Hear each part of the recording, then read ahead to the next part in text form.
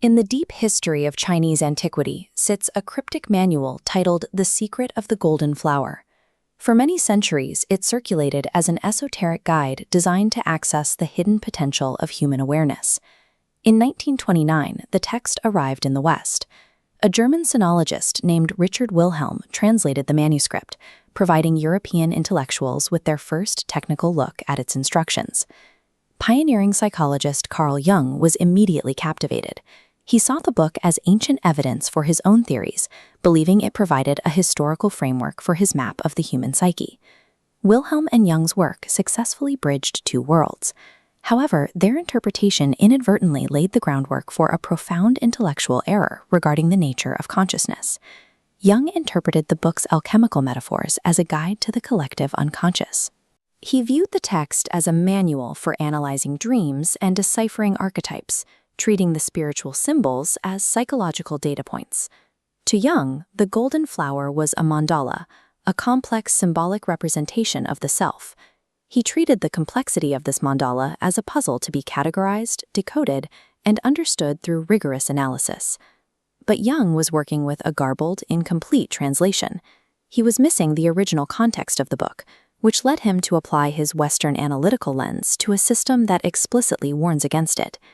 By attempting to analyze and categorize the mind's contents, Jung fell into a cognitive loop. He was engaging directly with the conscious spirit, the very layer of the mind the book instructs practitioners to move beyond. This suggests that exploring the labyrinth of our thoughts and dreams might actually keep us tethered to them. To move forward, we have to look past the contents of our minds entirely. Modern translations, like those by Thomas Cleary, reveal a different story. The text is not a work of religious dogma or dream therapy, but a pragmatic technology designed to alter the state of the user's attention. The manual identifies two types of awareness. The first is the conscious spirit. This swirling web of notes represents our conditioned self, bound to emotional reflexes and daily noise.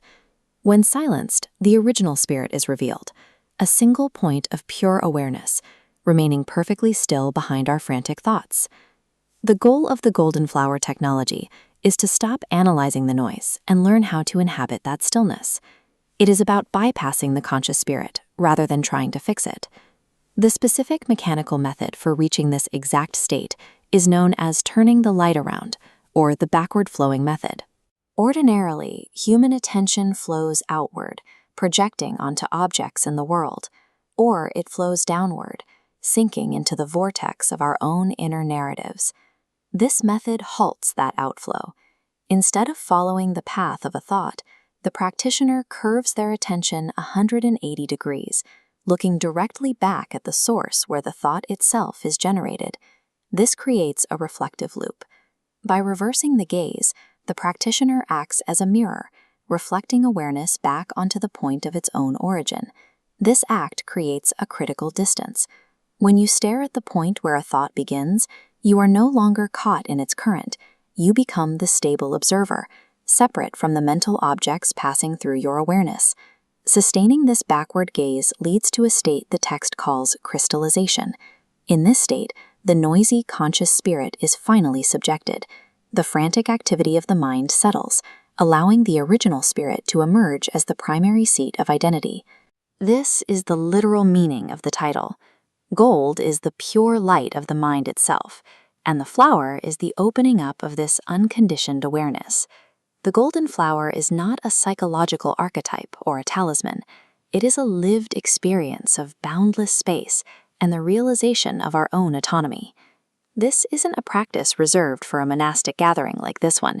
It is described as a special transmission outside of doctrine, meaning it requires no specific religious affiliation or isolation from the world. The manual actually commands us to integrate this awareness into the world.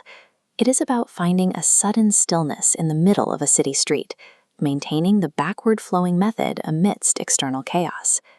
Modern life encourages us to endlessly dissect our anxieties, but this only engages a tiny fraction of our potential. The ancient text suggests that our analytical efforts are simply keeping the noise alive. Turning on the light reveals that the labyrinth we've been trying to map doesn't actually exist. The trap was never the mind itself, but the belief that we were the ones trapped inside it.